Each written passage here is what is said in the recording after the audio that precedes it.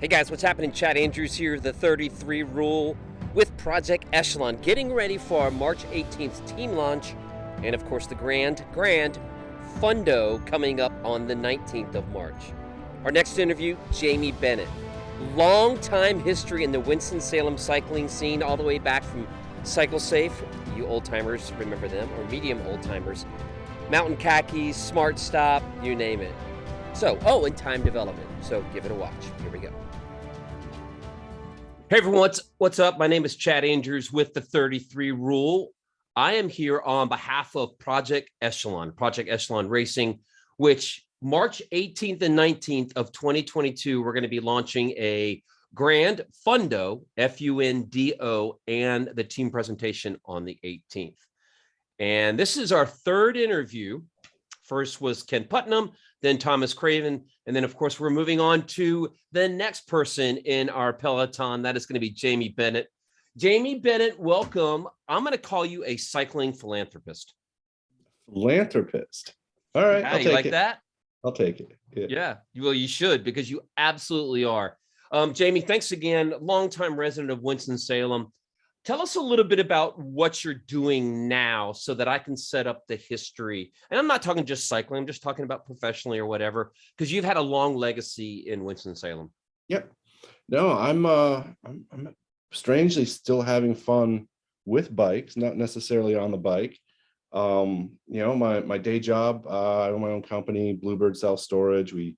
We own and operate a brand of self-storage facilities in Canada. That's all fine and dandy, but my heartstrings still go to the two wheels.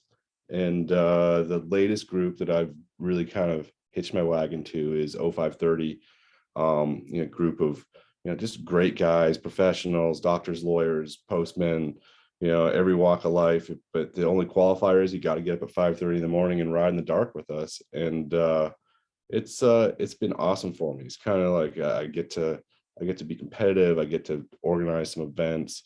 But my big thing every year is organizing the 0530 World Championships, which is North Carolina's longest running stage race currently. So, and there's no entry fee, and the only qualifier is you got to spend some time with us in the saddle to ride with us. So anyway, that's been my two-wheel focus lately, and it's been a blast, and just around great people. I've really enjoyed the people that I've been with through that. And I'm not stepping out, haven't stepped out of the sport. I get to do it in a different way, and I love it. So you're saying that you've become more evolved as a cyclist? Yes, you can say that. An entrepreneur first and a cyclist second, but it seems like you're balancing them out. You're starting to, after a little bit of health. I'm trying. I like being fat. I think fat's the new cool.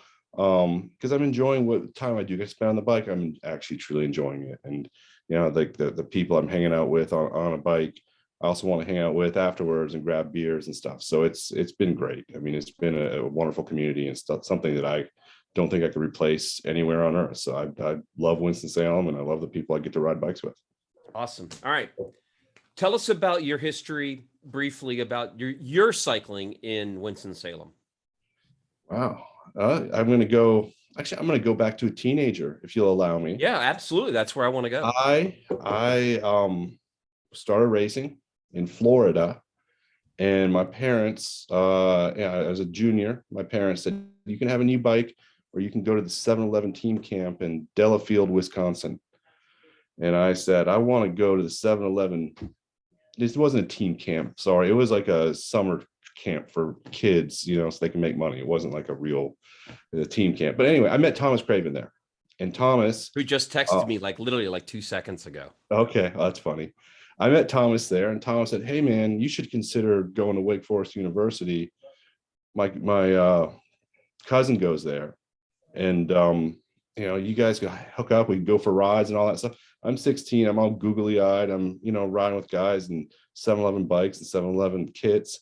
And so I, a couple of years later, I go and apply to schools, and I get into Wake Forest, and promptly started going to school, started riding every day with Thomas. And there are two. Actually, I chose Winston because there is actually a pro scene here. Even then, Ken was putting on races everybody knew about. You had Thomas, you had Brian McDonough, you had Jim Copeland, and I was all googly eyed. I want to race bikes, whatever that meant. I didn't know what that meant yet. And so yeah, I went to Wake. I rode with those guys every chance I possibly could. So much so I ended up getting kicked out of school. And Well, it's not that hard to do at Wake Forest. I wouldn't think. It's a no, tough school. well, it was a dumb redneck school. Then let's be fair, it's a lot harder. Okay.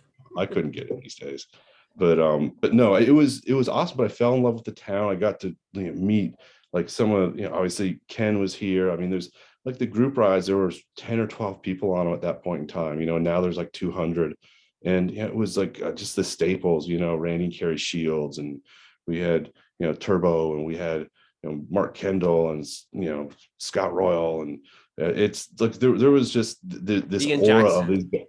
Pardon me? Ian Jackson. Ian Jackson. Yes, there's these the back in the day guys, but here I was as a dumb kid, and I didn't realize how hard we rode. I didn't realize how good the topography was, but I just literally fell in love with the town.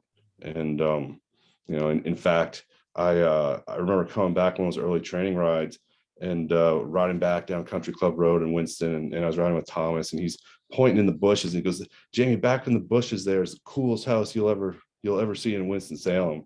And I was like, where? I can't see it. It's back in the bushes. Anyway, I bought the house last year. And so, What?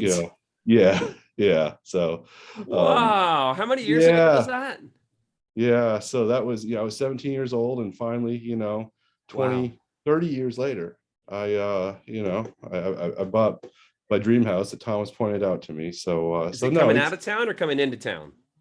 coming back into town on the left on Country Club, yeah, Westview area. There's this, a big overgrown lot with a big house in the back. It's one of the old tobacco homes or whatever. But Right. Oh anyway, man. so no, I love this town. I fell in love with the riding, but most of all was the people. I mean, I got to ride bikes with some of the best guys out there, and all I had to do was show up, and it was so cool. And I got to see if I was any good at the sport, and I got hooked. I got hooked at that point. In fact, I remember the best ride I ever did in my entire life was during that period of time. I think it was 19, 20 years old, and Jim Copeland had gotten an accident that spring and didn't get selected for Tour DuPont, and he was pissed. And Brian McDonough got picked for Shackley, Thomas got picked for LA Sheriffs, Jim wasn't on the roster. And so the four of us went for a ride. We did the Francisco Loop. We rode 130 miles or whatever, and Jim was just on the front railing it. And it was my best day on two wheels my entire life. And it was in the rain, and it was cold, and I was paired up with McDonough, and Thomas and Jim were on the front, and then we'd peel off, and Brian and I would pull. So we were riding two up, and it was my best day on two wheels ever. And I'm the only guy that's ever going to remember that. But it was awesome. Hey, but that was your Tour DuPont. Exactly. Yeah, I did. I was like, That was I hung with the guys. Yeah. All right. So you transitioned to, didn't you put on some events though in Winston-Salem? Yeah. So I started something called Cycle Safe. Let me back up. We did the NRC racing around Haynes Park. Ken did it for a number of years. I think he had some health problems or something, said, I can't do it anymore. I happened to be in the shop, and I said, oh, if you can't do it, Ken, that's a shame. I'll do it, not realizing how hard it was to put a bike race on. And so we ended up, getting on the national calendar. We had 3 or 4 years. It was kind of cool. Like all the guys that won the event, either coming off a pro tour or going on a pro tour. So some big results. And then we started something called Cycle Safe, which kind of fell on its face. I didn't know how to run a nonprofit, but we bought all this protective gear and stuff because we had an accident that year and somebody got horribly hurt.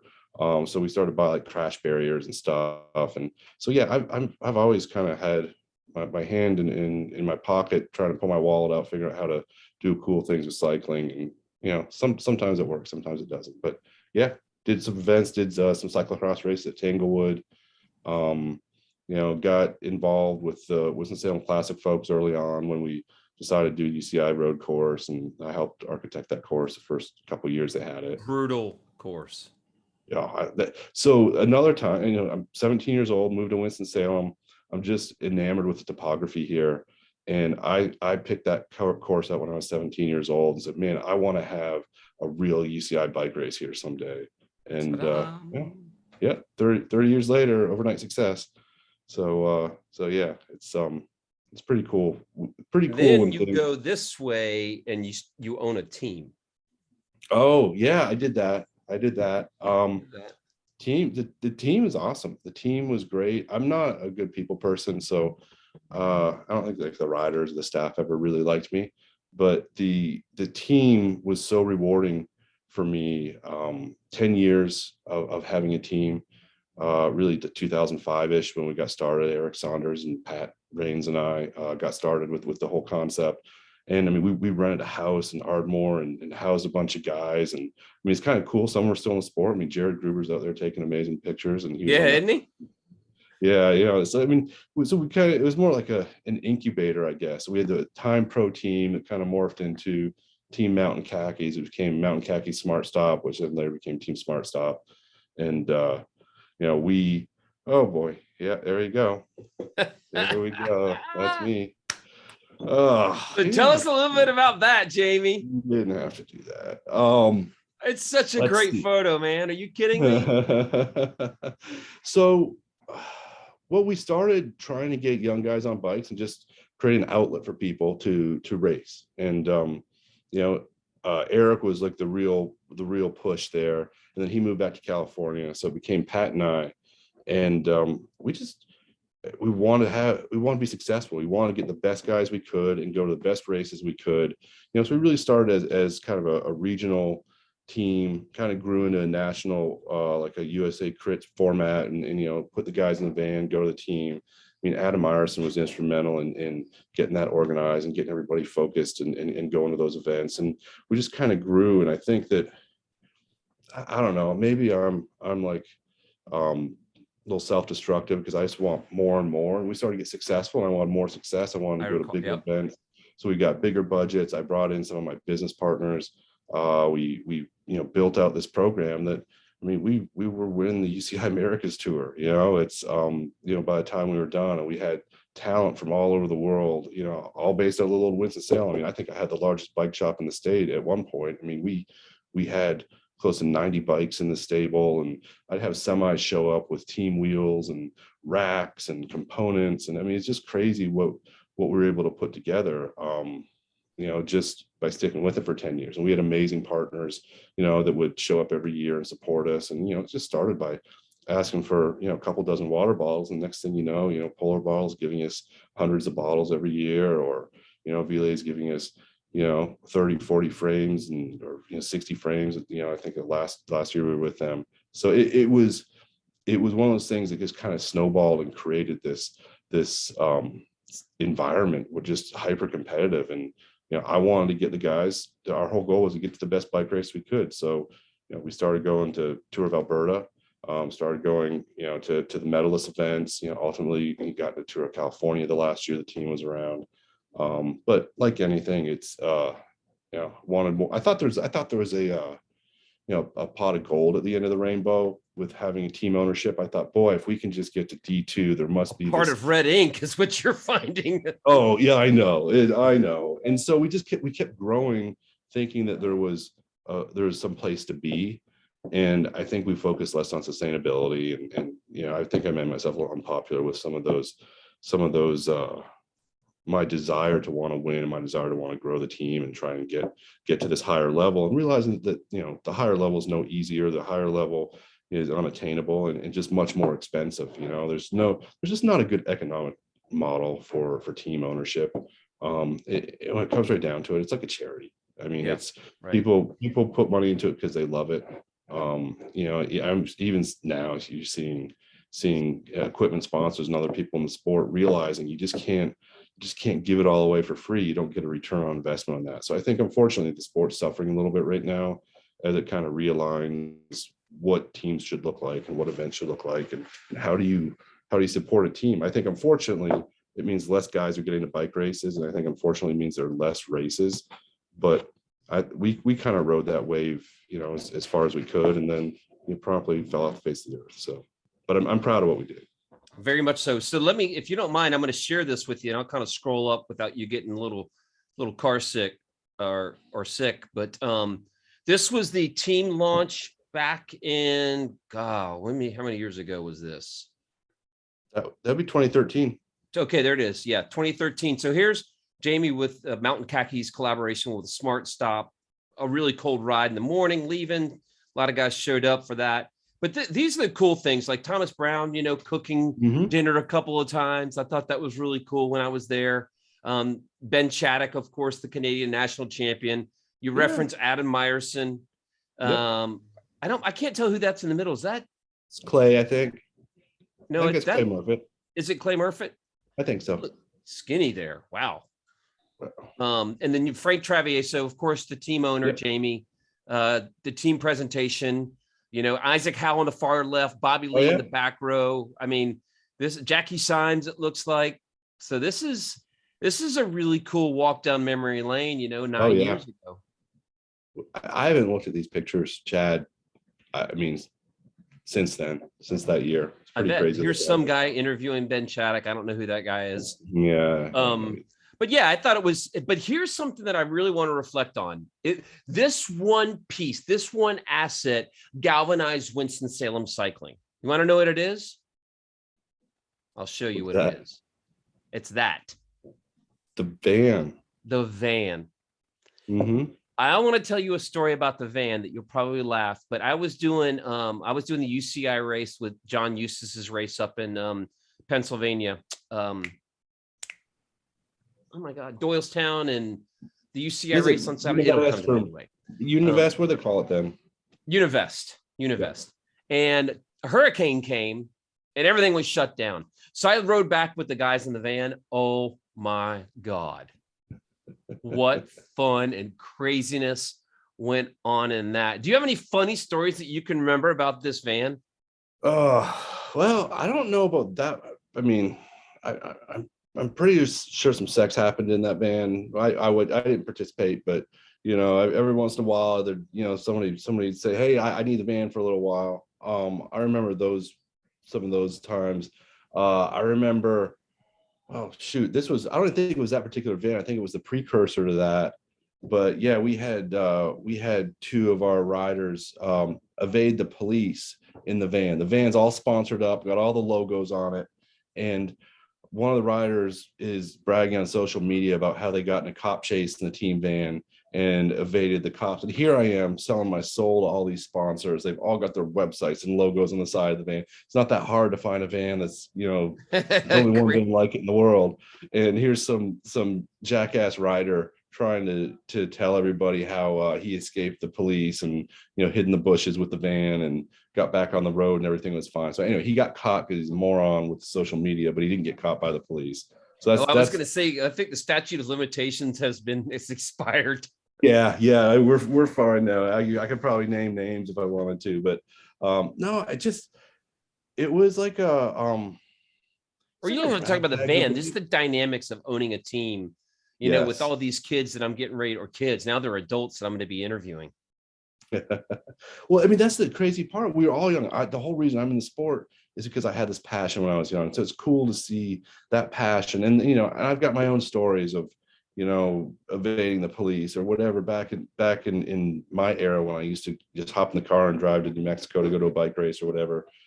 That's what we provided these guys is, this storyboard and this ability to get to the races. And, it's not so much about what you do in the race. It's the journey, and it's the cool thing about bike racing. I mean, there's so much that goes into it. I mean, you live a monastic lifestyle with very little reward. Everybody's, you're hard on yourself. People are hard on you.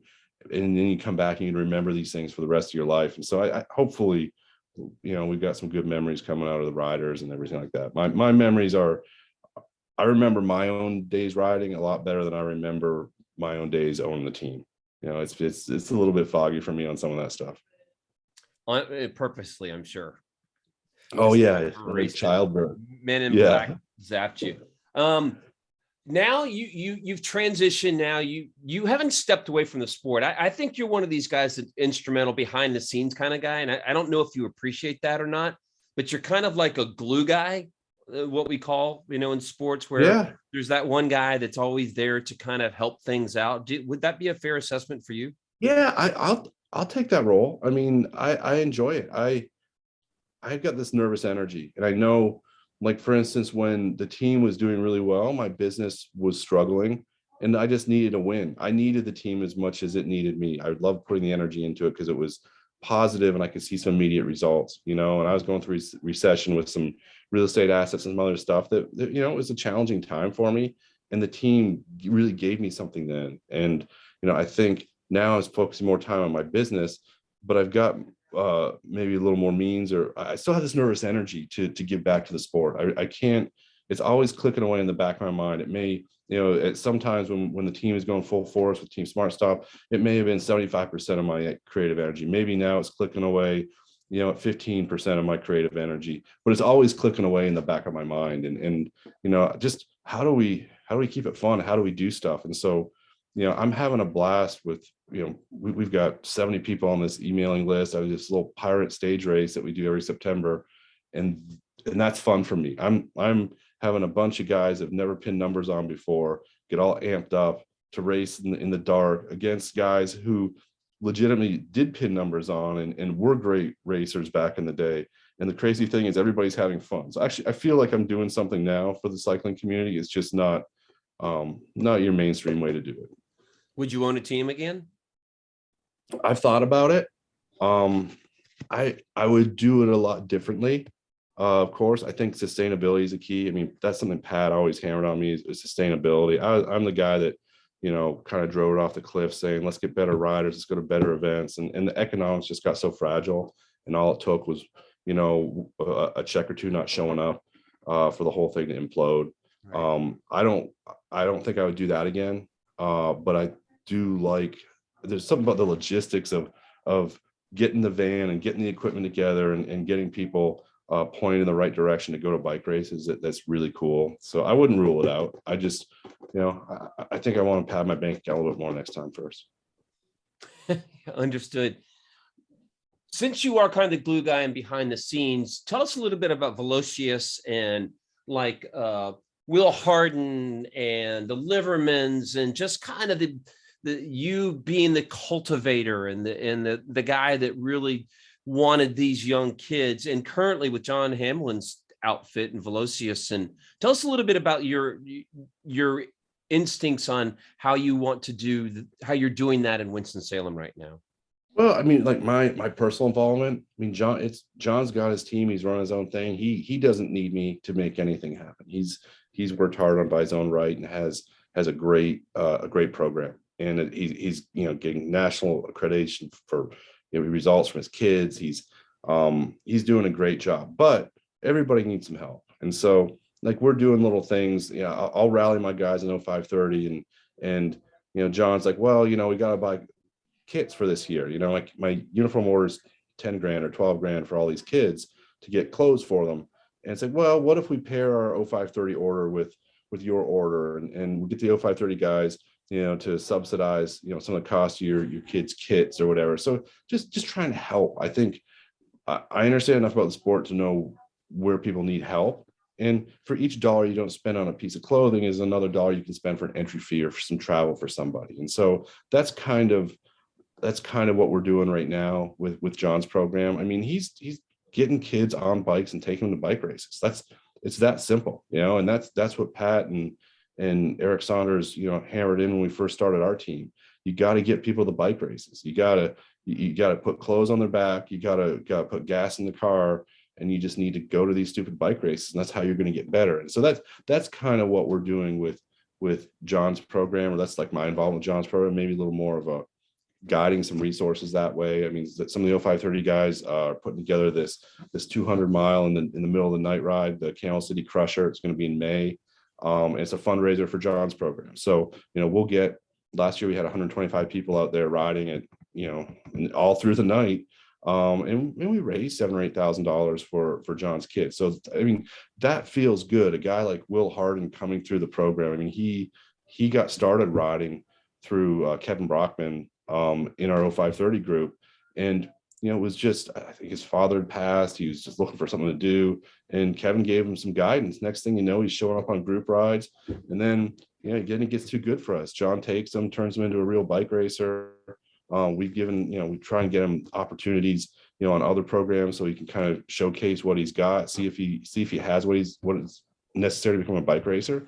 And here he's flourishing. I mean, it's fantastic. And so, I think there's always going to be a community element. You have to support the kids in your community, and that's, bike racing dies if there are no new riders. Bike racing dies if there are no teams. Bike racing dies if there are no events. And so I think maybe the glue is not a bad word. I like being the glue to make sure that the sport survives. The sport gave me so much in just the short period of time I did race. I learned so many life lessons. I'm not afraid of anything on this earth. Why? Because I wasn't afraid to hop in a car and drive to a bike race in Colorado or Wyoming or, Illinois or whatever when I'm 17 or 18 years old. And the community of people I met when I was that age have never left me. I mean, I can call any of them up right now and they'll pick up the phone and let me sleep on their couch. It's a great community. And I just want to perpetuate that for future generations. That would make me happy. And by the way, that if you hear snoring in the background, that's not me. That's my two bulldogs. So if you're watching this and you're hearing like a little, that's not me and it's not Jamie. All right. I asked Thomas this because I have certain people that I have a feeling will be very introspective, and maybe each person that I interview, of course, they'll probably catch on to that. I'll have to be more creative. Well, I haven't looked at the other interviews, so I'm going in cold turkey. Okay. Well, that's good. Yeah, we actually talked in pre-production how you want to come in cold turkey. What would be your Winston Salem epitaph on your tombstone? Oh, well, I was thinking we could turn 5 points into a traffic island and have a giant statue there of me. That's what. Okay. Well, we'll work on that. What would be on that giant statue? Actually, that's a monolith. No, what obelisk or obelisk? Yes, obelisk. There we go. That'd be perfect. I'd like that. No, I don't know. I don't know. I'm not looking for that. I just, I think about the guys who helped me. The Shields who are still active in the sport. I just want to be remembered by, you do this interview 2.0 30 years from now. I'd like, you'd be sitting down with Will Harden or Travis Liverman or somebody going, yeah, there's this guy named Jamie. He used to do a bunch of stuff. That's it. That's that would make me happy. As far as an epitaph, I don't know. Put some glue up there or something and just be put some glue up there. Yeah, I don't know. I can't answer that. I don't know. That's why I asked it, because I knew, and Thomas is going to look back at this and he's going to review it. When I asked him that, I was getting full eye contact, and then he was like, "Oh man, I don't know how to answer that." I was like, "Well, that's exactly why I asked the question." Yeah, good. Well, it's a good question. I'm going to think on it. We'll think on it. We can put it in post. All right, final question: how would you rate out of these top 3 cities for cycling development, bicycle history, and bicycle racing? Number 1, Boulder. Number 2, Greenville. Number 3, Winston-Salem. Well, Boulder's neat because all the pros want to go there. I don't know how much of a community. I've ridden there a few times. I don't know how much of a community there is there. I put that last on the list. I think the Hincappies and Thomas have done such a great job in Greenville, and they have amazing topography, good people, fun downtown. I think they're so similar. I wouldn't say one's better or worse than the other. I just think it's really neat that we both have such a strong sense of community. I mean, within 3 hours of each other. Within 3 hours, exactly. And I couldn't live anywhere. All my work's up in Canada. I go to Canada all the time for work. I have very little work to do here in Winston-Salem.